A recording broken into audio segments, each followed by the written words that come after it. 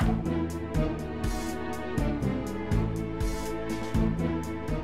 often wonder what the threshold between a mediocre and a bad game is.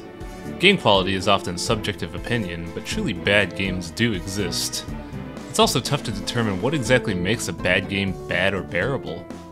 The reason I'm boring you with these musings is because Unepic really tested my patience and also made me wonder how far I'm willing to go in order to enjoy a game. Developed by Francisco Meneses and published by Ninjagamers, Unepic follows the story of Daniel as he is randomly transported from a rather stale Dungeons & Dragons game to a medieval castle filled with demons and other monstrosities. With only a lighter and the clothes on his back, Daniel must brave the mysteries of the dungeon in order to escape with his life. Unepic plays like a Metroidvania, allowing you to explore areas in the game in whatever fashion you wish, and also offers multiple side quests for some extra context. The game was recently released on Steam via Early Access for its multiplayer, but the single player is 100% complete and ready to play. Good Old Games also added this to their store as well, so you have variety and choice in where to buy. In terms of gameplay, Unepic delivers a very tight experience. Most of the game's design is based around Dungeons & Dragons style numbers and systems, so you get a wide array of weapons to work with along with a wide array of spells and armor. The great thing about the gear variety is that nothing ever feels trite. Each weapon in the game has a specific combat use, and a utility use as well, and magic also has some specialized use beyond damage that can help in several parts of the game. The game's leveling system also demands specialization since you're only given a set amount of skill points to work with, so figuring out what skills you want to use for the rest of the game becomes very important. The hard mode is also very satisfying since it doesn't alter stats. Basic hard mode increases enemy sight radius and also gets rid of autosaving, while hard ++ eliminates invincibility frames along with it. This sort of mechanical difficulty is nice since it alters how you play rather than just padding how long you play, and the difficulties are also incentivized with extra skill points. It was a very refreshing thing to see in terms of gameplay. Conversely, the writing in this game is just downright awful. I don't think I've ever seen such terrible writing for a game in a long time. The main plot of this game doesn't take place until about 10 hours in, and before that it's all just slapstick comedy and referential humor.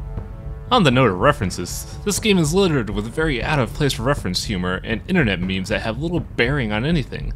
I understand that this game is meant to be a parody on the RPG genre, but dear god, a game that has to resort to the PS3 is $600 gag 5 minutes into the game really needs to reassess their writing staff.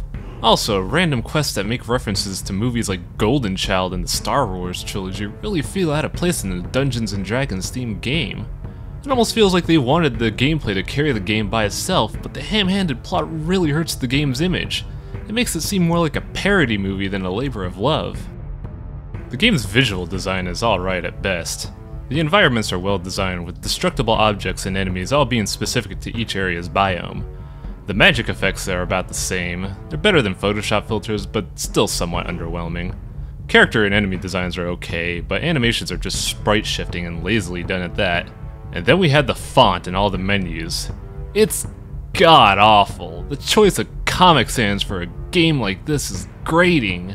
Overall, the design is adequate, but very unimpressive and ultimately forgettable.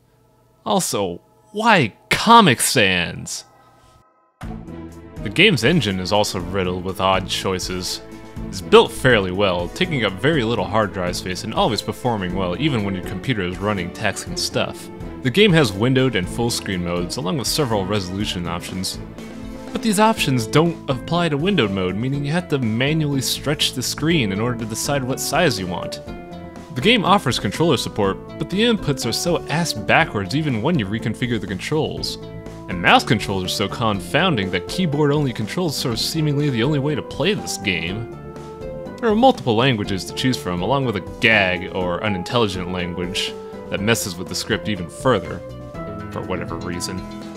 Overall, I'm not sure how to feel about Unepic.